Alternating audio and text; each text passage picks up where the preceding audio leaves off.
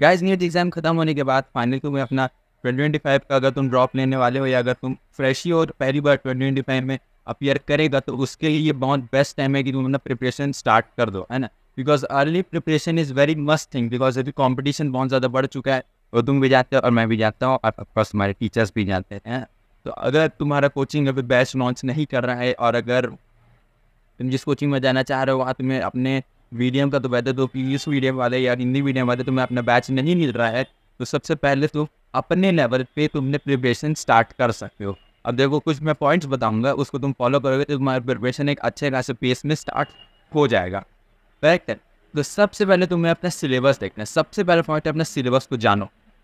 Point number 1, अपने syllabus को जानो। तुम्हारे सिलेबस में है क्या, डिलीटेड चैप्टर्स कौन से हैं, डिलीटेड पोर्शन कौन सा है तुम्हारे उसका सिलेबस का, और हमेशा नई एनसीईआरटी यूज़ करना।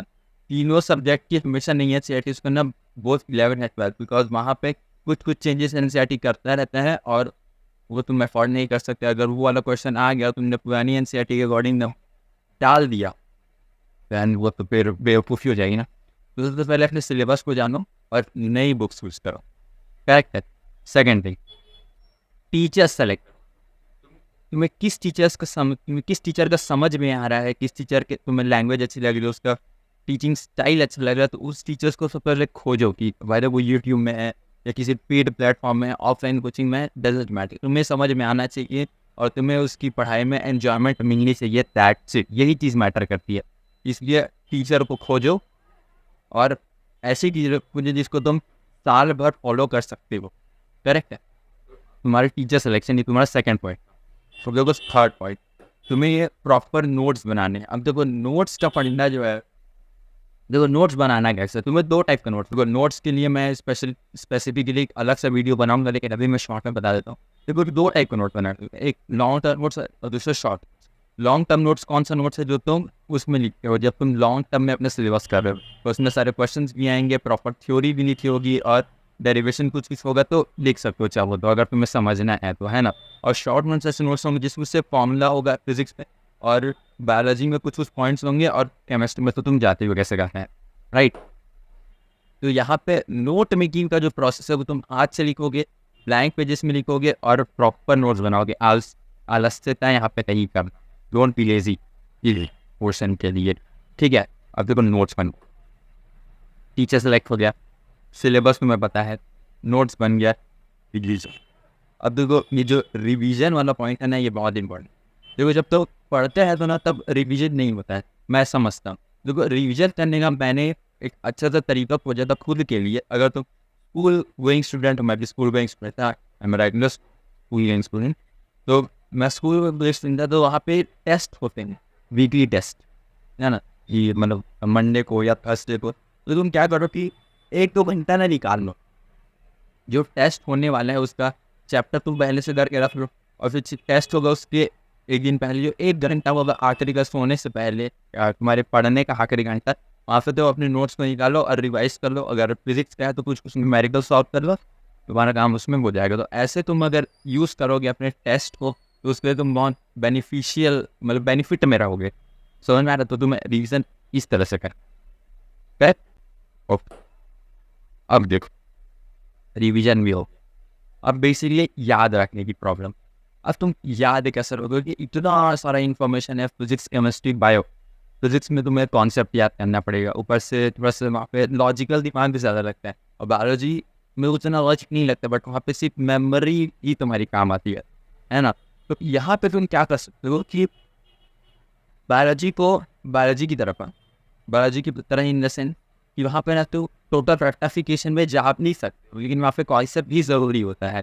अगर तुम्हारे टीचर तुम्हें कॉन्सेप्ट समझा रहा है तो कॉन्सेप्ट को अच्छे से दे समझ आना। जैसे कि फाउंडर्स इफेक्ट हो गया जो एवोल्यूशन में क्लास 12 का है। फाउंडर्स इफेक्ट क्या होता है, लोग बच्चों को पता ही नहीं है, बस नाम जानते हैं कि फाउंडर्स इफेक्ट होता है करके। फाउंडर्स इफेक्ट क्या है, ये एक पॉपुलेशन में, एक अच्छी खासी पॉपुलेशन एक रीजन में, वहाँ से कुछ लोग एक अलग जगह पे जाते हैं और वहाँ नई स्पीशी, मतलब नई स्पीशी नहीं बोलना चाहिए, एक नई कबीला सेट करते हैं, है ना।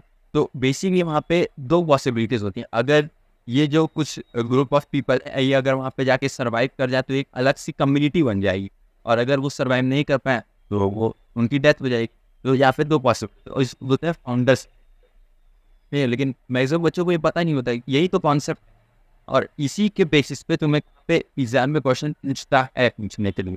और अगर एसएससी के बेसिस पे पूछ देगा तो उसी को तुम बोलते हो कि एनसीईआरटी से बाहर एक क्वेश्चन आ गया, बिकॉज एनसीईआरटी में सिर्फ इसका डेफिनेशन देख के बस तुम्हें बता दिया कि ये फाउंडर इफेक्ट होता है, जो कि किसी को समझ में आता नहीं है एक्चुअल में। और अगर तुम थोड़ा सा उसको समझ के थोड़ा सा लॉजिक लगा के अगर एग्जाम तुम उसको करके आ जाओगे ना, तुम बहुत बच्चों से लीड दे लोगे और ऑफकोर्स तुम्हें अच्छी सीट भी मिल सकती है इस वजह से। और आउट ऑफ एनसीईआरटी क्वेश्चन को अगर तुम करके आते हो तो ऑफकोर्स तुम जानते हो ना कि बहुत सारे बच्चे लोग उसको नहीं करते हैं या तो छोड़ देते हैं या गलत करते हैं, राइट। तो स्ट्रैटेजी में यही रहा है, सिलेबस जानो अपना, करेक्ट है, टीचर को जो नोट्स बनाओ, रिवीजन करो और प्लानिंग करो, प्रॉपर प्लानिंग करो। अगर तुम एज अ फ्रेशर हो और एज अ ड्रॉपर, इसके लिए मैं 2 अलग से वीडियो बनाऊंगा। अगला वीडियो यही आने वाला है, एक फ्रेशर्स के लिए और एक ड्रॉपर के लिए। जो पहली बार 2025 में देगा एज अ फ्रेशर, बिकॉज मैं भी फ्रेशर रह चुका हूँ तो मैं तुम्हें अच्छे से बता पाऊंगा। और एज अ ड्रॉपर मैं तुम्हें ये बताऊंगा कि तुम अपने पहले एक्सपीरियंस को यूज़ कैसे करोगे अभी के लिए, है ना। तो चैनल को सब्सक्राइब कर लेना और लाइक कर लेना, ठीक।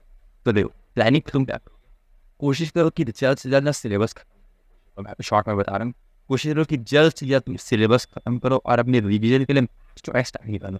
क्वेश्चन प्रैक्टिस, रिवीजन और मॉक टेस्ट पेपर, इसके लिए तुम्हारे पास ज़्यादा टाइम होना चाहिए as compare to syllabus completion. Because syllabus तुम एक बार कंप्लीट कर दोगे वो नहीं रहता है दिमाग, इसलिए रिवीजन ये सब करोगे तब ही कुछ हो पाएगा, है ना। तो अपने रिवीजन पे टाइम को ज़्यादा रखो और ऑफकोर्स इसको प्रायोरिटी दो। तब कौन सा करना, सिलेबस कंप्लीशन को अच्छे से सिलेबस करो और रिवीजन के लिए भी टाइम निकालो, तो वो चीज़ बेस्ट रहती है ना। और कोशिश करो कि ये रिवीजन वाला टाइम बस ज़्यादा रहे।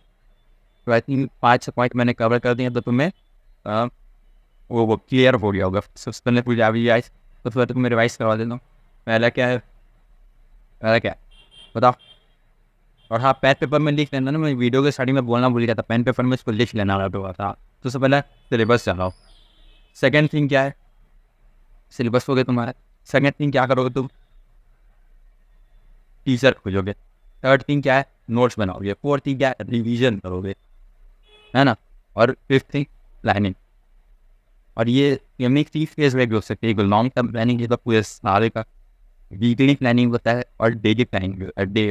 डेली टू डू लिस्ट तुम बना सकते हो। और देखो यार, टू डू लिस्ट बनाने का मैंने एक तरीका होता है, जो मैं एक शॉर्ट में 1 मिनट की वीडियो में मैं तुम्हें बताया अभी को बताऊंगा, तो वीडियो थोड़ी लंबी हो जाएगी, ठीक। उसके लिए मैं छोटा सा वीडियो अलग से निकालूंगा, तो देख लेना उसका ना।